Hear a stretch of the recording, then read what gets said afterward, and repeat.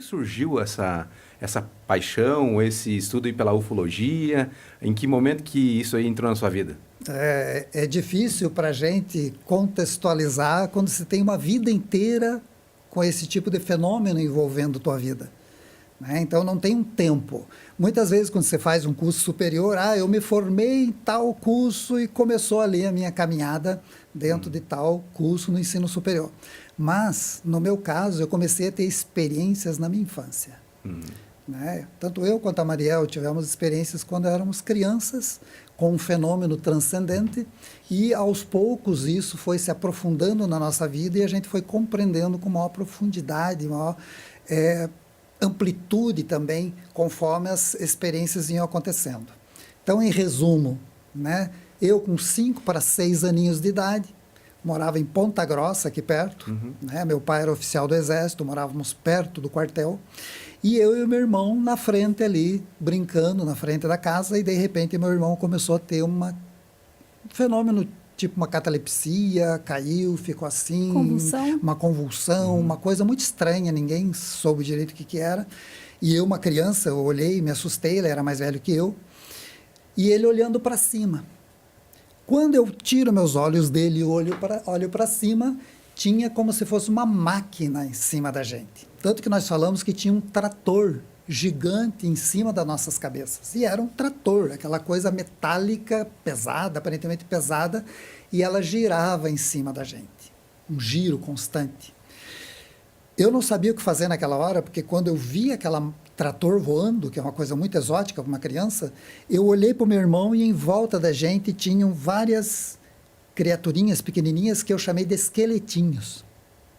E eu olhei aqueles esqueletinhos e, como um bom irmão, ao invés de ficar com o meu irmão que estava no chão, saí correndo e fui para dentro de casa e tal. Abracei a minha mãe e falei, mãe, os esqueletinhos estão vindo me pegar. O meu irmão, o nome dele, né, estava lá na frente, pá. A minha mãe me acalmou, saímos, né? Quando fomos na frente da casa, simplesmente só estava meu irmão ali já sentado com o olho desse tamanho só. Perplexo. Tinha parado aquela convulsão, aquela coisa estranha que ele paralisou, né? E normalmente ele só olhou assim e falou, cadê o trator que estava aqui, né? Onde que está esse trator? Sumiu. E isso fez com que, principalmente comigo, falando da minha história, a partir daquele evento, eu comecei a ter paralisias do sono. Durante a noite, simplesmente eu acordava, só meu olho mexia, porque o meu corpo não mexia. E isso era terrível. Isso sim se chama uma catalepsia clássica, que é a paralisia do sono, que é um mecanismo que na época, 6 aninhos, 5 aninhos, você não sabe de nada, você só quer se livrar daquilo, né? Eu sei que depois de muito insistir, eu me livrava daquilo, eu ia correndo dormir no meio do pai e da mãe. Assustado. Até que o meu pai começou a me ajudar, encontrou livros que falavam coisas desse tipo no Exército, na biblioteca do quartel, e começou a me ajudar. Foi meu primeiro mestre, foi meu pai. Quem me orientou, quem não me fez pensar besteira em relação ao que eu vivia e respeitou o que eu vivia, não tratou com desdém. Sim. Né? E daí vem todo um processo que já está a minha vida toda nesse caminhar, porque a partir desse ponto eu comecei a ter projeções espontâneas fora do corpo. Então você vai dormir e de repente você está do lado do teu corpo dormindo, né? E simplesmente você está plenamente consciente, mas está de pé ali.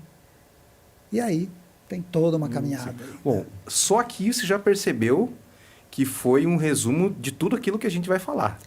Então, se você quiser saber a fundo sobre essas experiências, eu tenho certeza que vai ter muito mais histórias a respeito disso, né? Essa primeira experiência foi tipo um filme, né? É tipo um Cenas filme. dentro do filme Eu mesmo. tentei acompanhar o raciocínio aqui, para mim é uma cena vai imaginando, muito né? diferente O senhor vai mesmo. falando e a gente tava imaginando como que foi a situação. Sim. E o teu irmão hoje?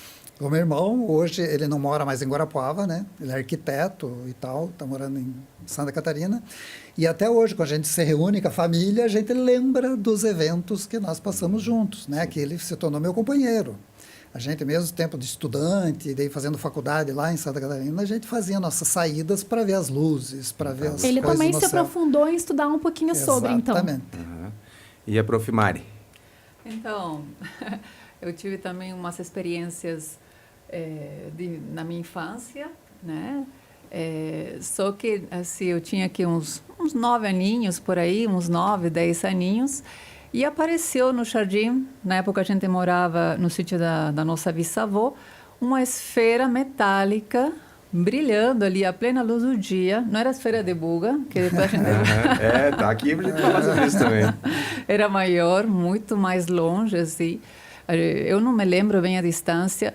E aquilo ficou parado no céu por muito tempo. E eu fiquei simplesmente fascinada com aquela estrutura, aquele brilho.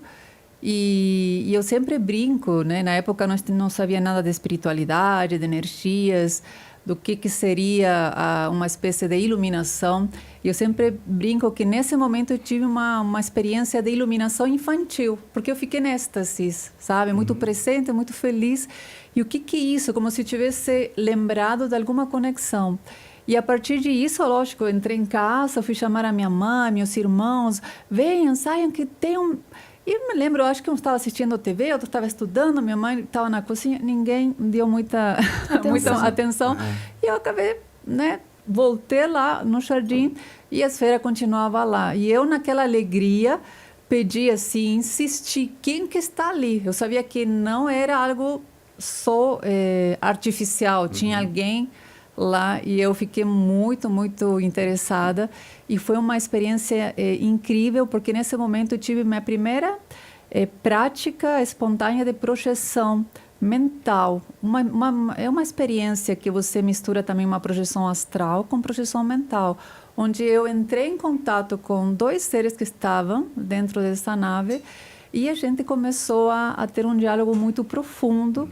Não existia a pessoa, de que idioma que eles falavam, né? A gente se comunicava através da energia, parece que eles, né, por telepatia. E eles... isso que eu ia perguntar. Isso. Como se fosse telepatia, para quem não tem... E eu, óbvio, né, naquela curiosidade de criança, perguntei, como que vocês se comunicam? Como que vocês expressam seus sentimentos? E eu lembro que comecei a ver, né, são pessoas, né, no caso, não eram ETs como os que ele viu a primeira vez, aqueles esqueletinhos, eram pessoas como a gente, só que pouco diferentes, e tinha um macacão, aquele típico macacão prateado, como se fosse daqueles que a gente vê de ETs, que todo mundo chama de senha. E começou a brilhar o coração deles, emanar um sol muito lindo e aquela energia começou a circular entre eles e vinha para mim. E eu comecei a ficar assim, extasiada, com muita, sabe, com muita alegria, com muito amor. E eu percebi ali a primeira vez que a gente tinha um corpo energético, que a gente tinha capacidade de se comunicar não verbalmente. Então, uma experiência que também parece filme de ciência ficção, né? E quando, né, parou essa experiência, assim, eu realmente fiquei me sentindo muito plena.